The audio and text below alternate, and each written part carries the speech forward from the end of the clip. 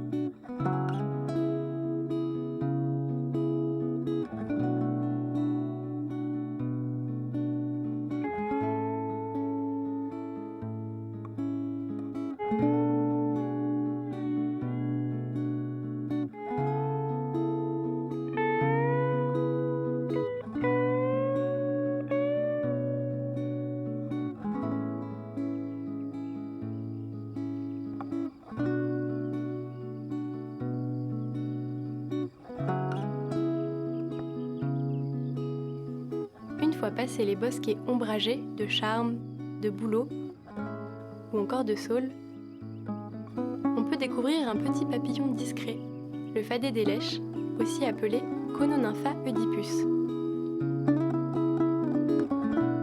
Celui-ci est facilement reconnaissable grâce à ses ocelles, petits cercles alignés en bordure de l'aile postérieure. Un adulte, appelé imago, vit de 6 à 10 jours et se nourrit peu. En effet, il n'y a que très peu de nectar à trouver parmi les fleurs du Marais.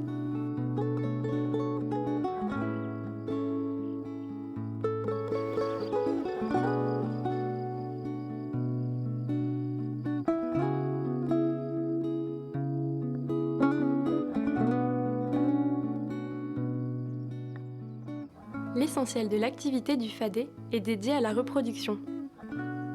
Les mâles émergent généralement un peu avant les femelles, dès le début du mois de juin. À peine leur éclosion achevée, ils partent à la recherche de leurs partenaires posés sur les tiges de jonc et de roseaux.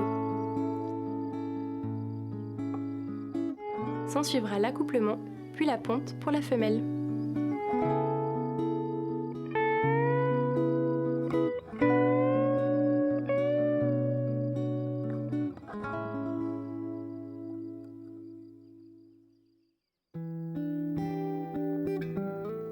Ces œufs seront amenés à éclore pour donner une larve appelée chenille. Celle-ci est verte et a la queue fourchue. Tout au long de son développement, elle se nourrit des herbes du Marais, comme la moligny bleue, le choin noir ou encore la lèche, d'où elle tient son nom, le fadet des lèches. S'étant réfugiée dans une touffe d'herbe appelée touradon, protection contre l'inondation hivernale du Marais, la larve émerge à nouveau au printemps pour former une chrysalide. Cette étape marque la fin de la période la plus longue pour le fadet des lèches. 10 jours plus tard débutera alors la vie éphémère de l'adulte. Le papillon n'est actif que lorsque la température est comprise entre 20 et 30 degrés et qu'il n'y a ni vent ni pluie. Pour réguler sa température, il adopte un comportement bien particulier. Lorsqu'il fait chaud, ses ailes restent fermées. Mais quand le froid arrive, il les ouvre en grand pour profiter des rayons du soleil.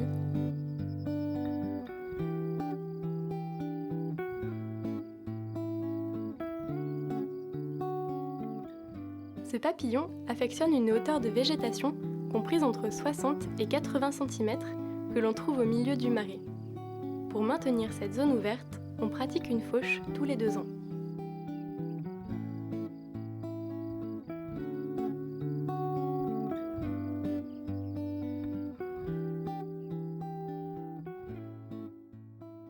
Le fadet des lèches est présent en Eurasie, depuis la façade atlantique française jusqu'au Japon. Il se situe pourtant dans une étroite bande latitudinale à basse altitude et en population très fragmentée. Au cours des dernières décennies et partout en Europe, l'urbanisation, le drainage et l'emprise agricole ont participé au déclin très important des marais et des zones humides de basse altitude. Une analyse génétique, menée par le laboratoire d'écologie alpine, montre qu'il n'y a plus aucune connexion entre les populations de fadets en région Rhône-Alpes. Ces populations ne sont plus qu'au nombre de 3 et se situent dans les marais de Montfort, Chautagne et Lavour.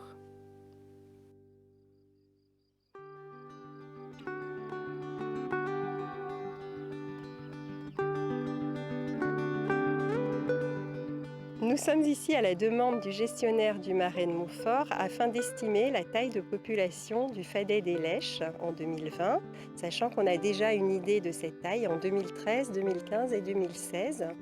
Alors comment fait-on pour estimer une taille de population sur un petit papillon qui est difficile à voir? Eh bien, on procède par un quadrillage systématique de la zone, donc il fait plus de 3 hectares ici, et on essaye de capturer tous les papillons qu'on trouve et de les marquer.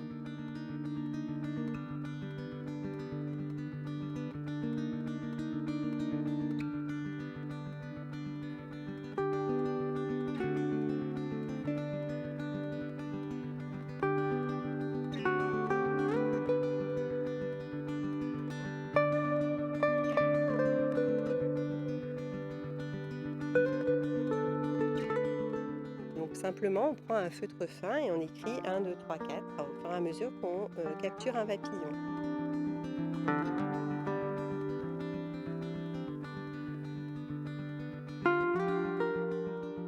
Et puis on retourne, on fait une nouvelle session de capture le lendemain ou le surlendemain.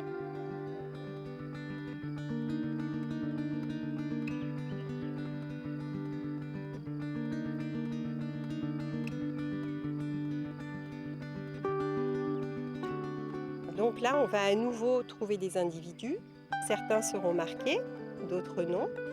Et puis le taux de recapture à chaque session va nous donner une idée de la taille totale de la population depuis la première session de capture jusqu'à la dernière.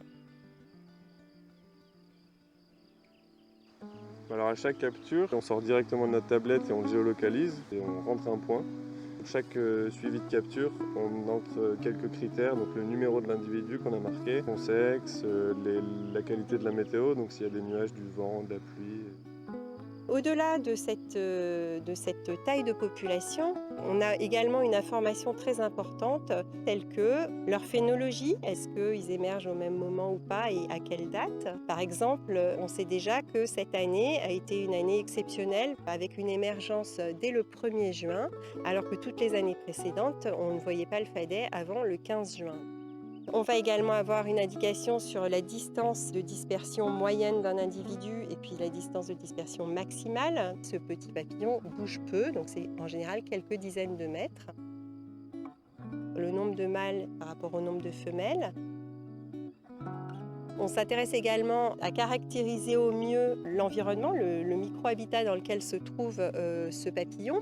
Et donc pour ça, on va mesurer la hauteur moyenne de végétation, caractériser cette végétation aussi, quelle est la plante dominante. Il y a certains endroits dans le marais dans lesquels on trouve beaucoup de fadets, donc c'est notamment au cœur du marais, l'endroit qui est bien humide et avec beaucoup de carex.